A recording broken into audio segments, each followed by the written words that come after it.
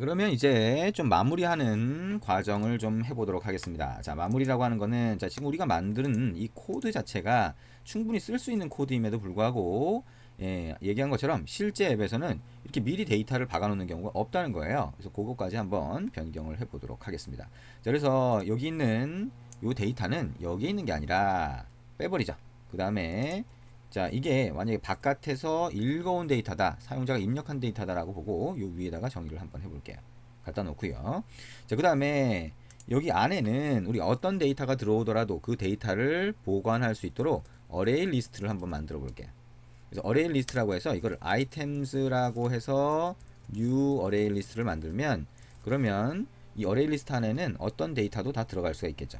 근데 이 데이터가 각각의 아이템을 위한 거하고 1대1로 매칭이 되려면 데이터를 보관하는 클래스가 하나 있으면 좋겠어요. 그래서 싱어 아이템이라고 하는 클래스를 하나 만들고 그 안에 이 걸그룹의 이름과 나이 값을 각각의 객체가 담고 있을 수 있도록 이렇게 만들 수 있겠죠. 자, 무슨 얘기냐?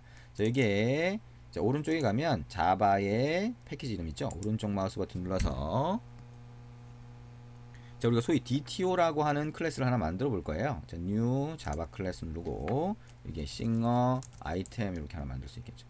자, OK 누르고 요거는 데이터만 그냥 보관할 겁니다. 그럼 변수만 만들어 주면 되겠죠. 그러면 싱어 아이템 객체를 new로 만들고 그 객체에다가 set name, set age, get name, get age 이렇게 할 수 있게 할 겁니다. 그래서 여기다가 string name이라고 한번 넣어볼까요? 그 다음에 우리가 아직 age를 숫자가 아니라 스트링으로 하고 있으니까요. 이렇게 한번 넣어보겠습니다. 자, 그러면 요게 두 개가 만들어지고요. 이 상태에서 오른쪽 마우스 버튼 눌러서 generate 가보면 이게 getter and setter라고 하는 게 있습니다. 이걸 클릭을 하면 name과 age를 선택을 해서 OK를 누르면 자동으로 getName, setName이 만들어지죠.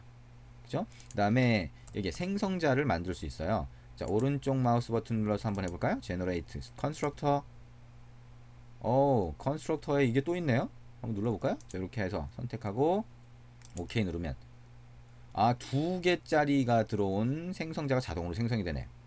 그죠? 그러면 혹시 모르니까 두 개짜리 아무것도 없는 디폴트 생성자라고 하죠. 싱어 아이템이라고 하는 거 이렇게 한번 만들어 봅니다. 그러면 생성자 두 개가 있으니까 new로 만들 때 이름과 age를 바로 넣어줄 수 있죠.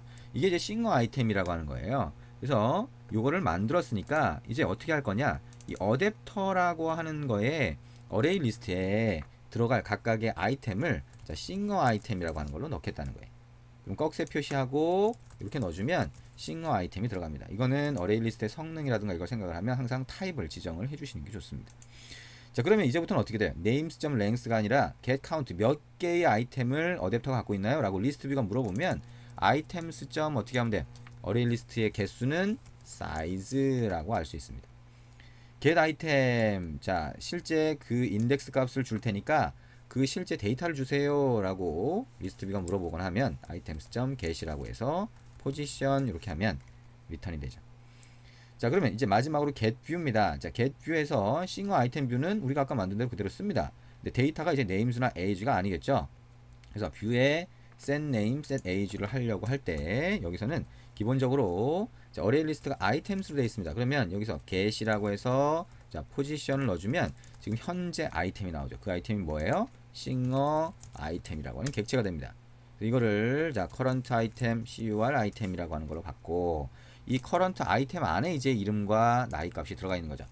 아까 우리가 자동으로 생성한 거, 싱어 아이템 안에서 자동으로 생성한 get name이라고 해서 view에 set name을 해주는 거고요. 그 다음에 마찬가지로 age도 current 아이템에 get age라고 해서 set age로 넣어줍니다.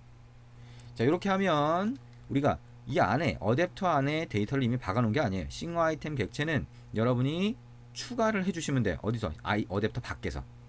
그러면 추가를 해주려고 하면 어떻게 하면 되나요? 여기에 추가해 줄 수 있는 메소드가 있어야 되잖아요. public void add item이라고 해서 싱어 아이템이라고 아이템 하나를 넣어주면 자, items.add라고 저기 어레이 리스트니까 이렇게 추가를 할 수가 있습니다. 물론 이제 한꺼번에 넣어주고 싶다라고 하면 이제 add set items라고 메소드를 만들 수도 있겠죠. 자, add 아이템 넣었으니까요. 자, 여기에 우리가 어댑터를 만들고 나서 어댑터의 데이터를 한번 추가를 해볼게요. 그러면 여기 데이터를 추가를 하려면 자, 어댑터라고 하는 거에 뭘 하면 돼요? add 아이템을 하는데 아이템은 뭐가 돼? new 싱어 아이템으로 객체를 만들어서 추가할 수 있겠죠.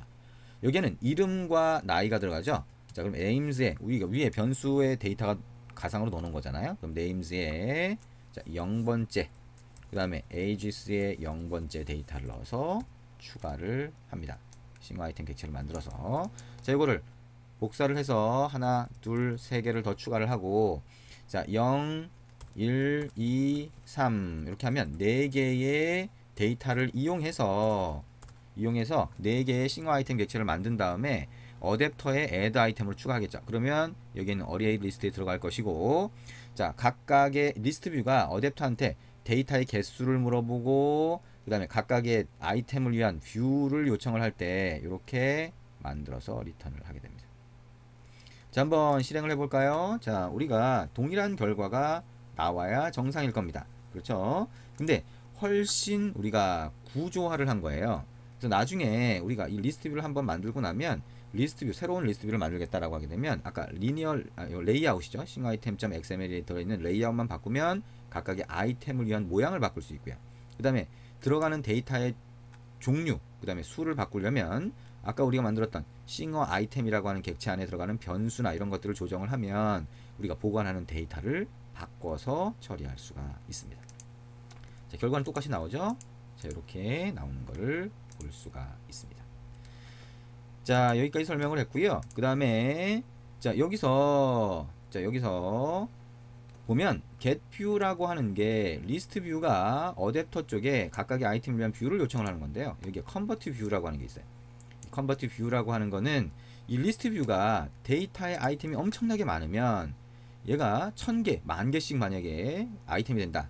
그러면 메모리가 부족한 현상이 발생해요. 특히나 왼쪽에 이미지가 용량이 좀 크기 때문에 이 이미지의 용량이 많아지면 이걸 전부 다 메모리로 올리면 문제가 좀 될 수가 있습니다. 그래서 일단 리스트 뷰 차원에서 여기에 사용되는 각각의 아이템을 재사용하기 위한 방법으로 컨버트 뷰를 제공해. 그래서 이거를 예를 들면 스크롤을 해서 올리게 되면 아래쪽에서 위쪽으로 올라가는 모양이 되니까 위쪽에 있던 거는 더 이상 눈에 안 보이게 되죠. 그러면 이거를 아래쪽으로 내려주면서 재사용을 합니다. 그래서 결국에는 싱어 아이템 뷰라고 하는 게 기존에 new로 우리가 만들어졌던 것 중에 더 이상 만들지 않아도 재사용할 수 있는 게 있으니까 그거를 얘가 컨버트 뷰로 넘겨줘요.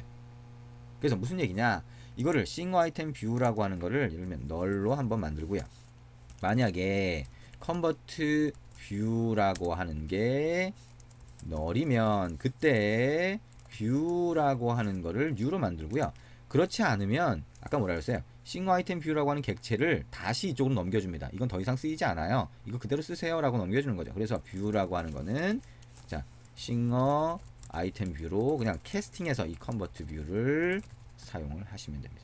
자, 이렇게 하면 뷰가 뷰 객체 요게 재사용이 되니까 훨씬 메모리를 효율적으로 사용을 합니다. 그래서 리스트뷰를 이렇게 스크롤링을 쫙 손가락으로 했을 때 데이터가 많으면 얘가 버벅거리는 현상이 발생하는 경우가 있어요. 그거는 이런 처리를 안 해줬기 때문입니다. 이것도 여러분이 필요하시면 그 입문서에 보시면 자바 플러스 안드로이드 입문서에 보시면 아주 상세하게 설명이 되어 있으니까요.